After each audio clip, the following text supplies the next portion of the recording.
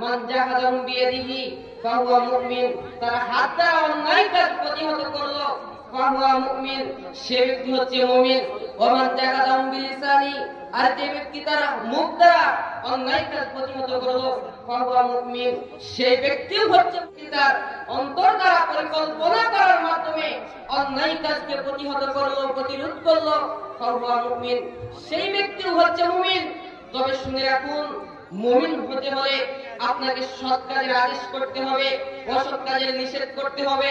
কেননা রাসূল করিম সাল্লাল্লাহু আলাইহি সাল্লাম বলেছেন, যে ব্যক্তি তার হাত দ্বারা প্রতিহত করলো, মানে তার ক্ষমতা থাকার পরে সেই ক্ষমতা প্রয়োগ করার মাধ্যমে সমাজের অন্যায় অশ্লীল বেহায়াপনা বিলুপ্ত করে দিল, যে ব্যক্তির ক্ষমতা থাকার পরে তার অন্যায় অশ্লীল বেহায়াপনা সমাজ থেকে দূরীভূত করতে পারলো ফাহুয়া মুমিন, সেই ব্যক্তি হচ্ছে মুমিন।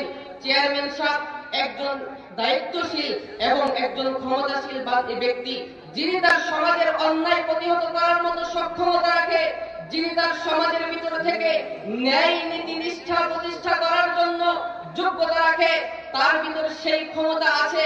একজন চেয়ারম্যান সাহেব যদি সমাজের অন্যায় কাজ অশ্লীল কাজ প্রতিহত করার জন্য নিজের ক্ষমতা প্রয়োগ করে থাকে, তাহলে সে হচ্ছে মুমিন। যদি সে প্রয়োগ করে না থাকে, তাহলে সে মুমিন হতে পারবে না।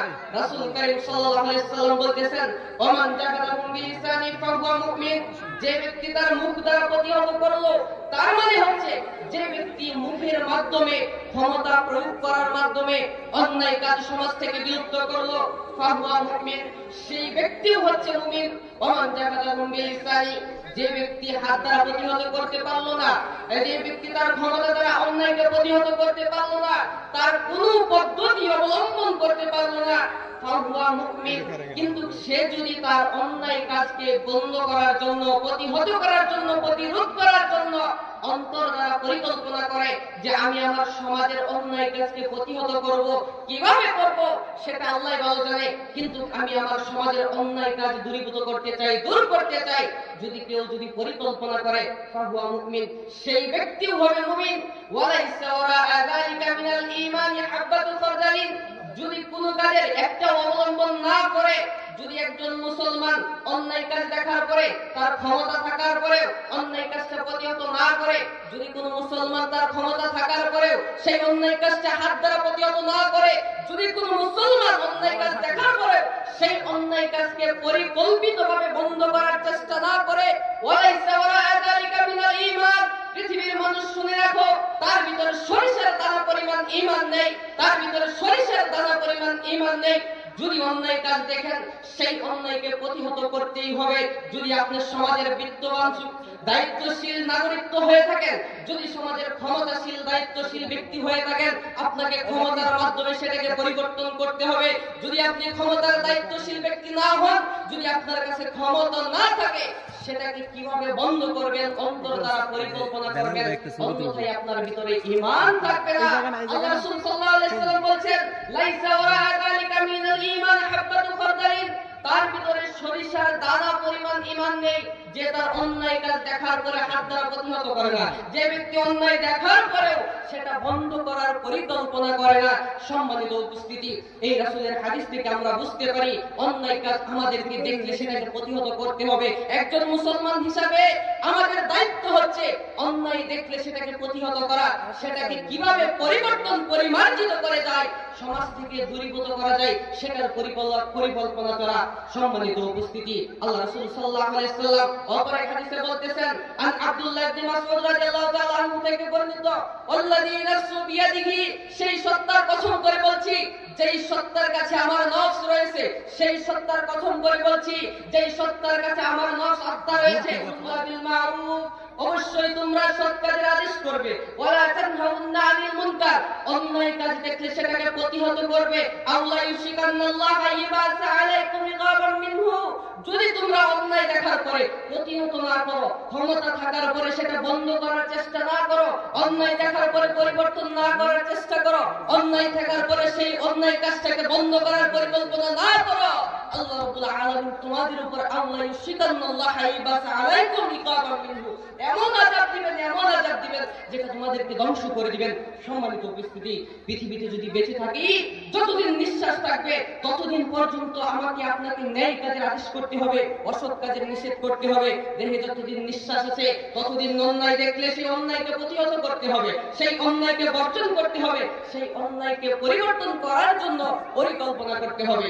যদি আমাদের কাছে আযাব চলে আসে, আল্লাহ রাসূল সাল্লাল্লাহু আলাইহি ওয়াসাল্লাম বলতেছেন, ফালা ইস্তাজাবা লাকুম, তোমাদের দোয়া কবুল করা হবে না, তোমাদের দোয়া গ্রহণযোগ্য করা হবে না। তোমাদের কাছে যদি অন্যায় করার কারণে, পাপাচারে লিপ্ত হওয়ার কারণে, দ্বীনি কাজের বাধা দেওয়ার কারণে, তোমাদের কাছে যদি পাপাচার করার কারণে, অন্যায় কাজ করার কারণে শাস্তি চলে আসে, সেই শাস্তি আল্লাহ সুবহানাহু ওয়া তাআলা বন্ধ করবেন না।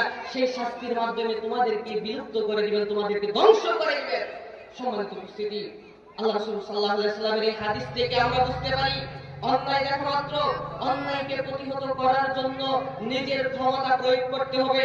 অন্যায়কে দেখা মাত্রই নিজের ক্ষমতা দিয়ে সেটাকে বন্ধ করার চেষ্টা করতে হবে।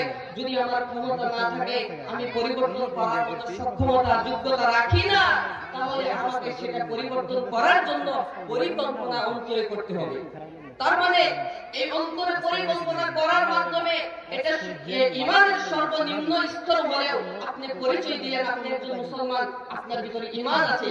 অন্যায় দেখার পরে সেটা প্রতিহত করা মানে আপনার ভিতরে ঈমান আছে।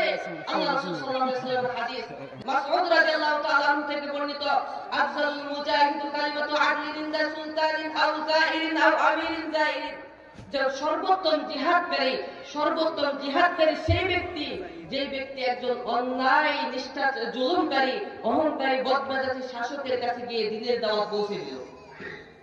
সম্মানিত উপস্থিতি, আমাকে আপনাকে এমন ব্যক্তিত্ব সম্পন্ন, এমন আদেশকারী, সৎ কাজের আদেশকারী এবং অসৎ কাজের নিষেধকারী হতে হবে, যেমন ভাবে লুকমান হাকিম তার সন্তানকে আদেশ করেছিল, এ বুনাইয়া আকিমিস সালাহ, ওহে আমার বৎস, ওহে আমার সন্তান, আকিমিস সালাহ, তুমি সালাত কায়েম করো, নাহিল মুনকার, এবং অসৎ কাজের নিষেধ করো, ওয়াসবির আলা মা আসাবাক, তোমার কাছে যেই বিপদই চলে আসুক না কেন, এমন বিপদ চলে আসলো যেটাতে তুমি ধৈর্য ধারণ করতে সক্ষম নয়, তোমার উপর এমন বিপদ চলে আসলো যেটার মধ্যে তোমার ঈমান পরীক্ষা করার জন্য চলে আসলো, এমন বিপদ যদি চলে আসে সেই বিপদে তুমি ধৈর্য ধারণ করো।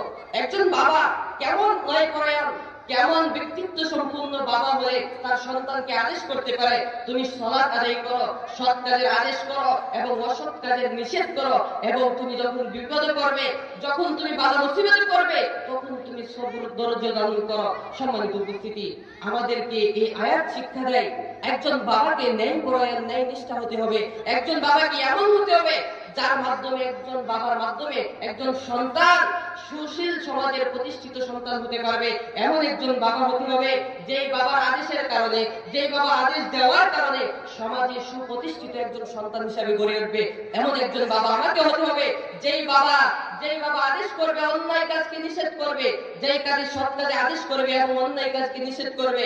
এমন একজন দায়িত্বশীল বাবা হতে হবে যেই বাবা অন্যায়কে সর্বদাই তার অন্তরে প্রশ্রয় দিবে না। সম্মানিত উপস্থিতি, আমরা যখন অন্যায় কাজ দেখব, যখন অন্যায় কাজকে অন্যায় কাজ দেখার পরে সেই অন্যায় কাজকে প্রতিহত করার চেষ্টা করব, আমরা সর্বদাই যতদিন পর্যন্ত আমাদের দেহে নিঃশ্বাস আছে ততদিন পর্যন্ত চেষ্টা করব অন্যায় দেখলে সেটাকে প্রতিহত করার জন্য। যদি আমার সেই সক্ষমতা, সেই কথা বলার মতো যোগ্যতা না থাকে, আমি যদি ভয় পাই, তাহলে অন্তর দ্বারা ঘৃণা করব, অন্তর দ্বারা পরিকল্পনা করব, যাতে করে আমি সেই কাজটাকে বন্ধ করতে পারি, সেই কাজটাকে নষ্ট করতে পারি, সেই কাজটাকে সমাজ থেকে দূরীভূত করতে পারি। সম্মানিত উপস্থিতি, তাই বক্তব্যের শেষ অংশে আমি বলতে চাই, আল্লাহ সুবহানাহু ওয়া তাআলা যেন আমাদেরকে সৎ কাজের আদেশ এবং অসৎ কাজের নিষেধ করার তৌফিক দান করুন। আমরা যেন সর্বদাই আল্লাহ সুবহানাহু ওয়া তাআলার বিধিবিধান, হুকুম, আহকাম মানার মাধ্যমে ইহকাল জগৎ ত্যাগ করতে পারি। আল্লাহ সুবহানাহু ওয়া তাআলা আমাদেরকে সেই তৌফিক দান করুন এবং আমাদেরকে একজন যোগ্য সুশীল সমাজের প্রতিষ্ঠিত বাবা হিসাবে প্রতিষ্ঠা করুন। আল্লাহ সুবহানাহু ওয়া তাআলা সেই তৌফিক দান করুন। আমিন।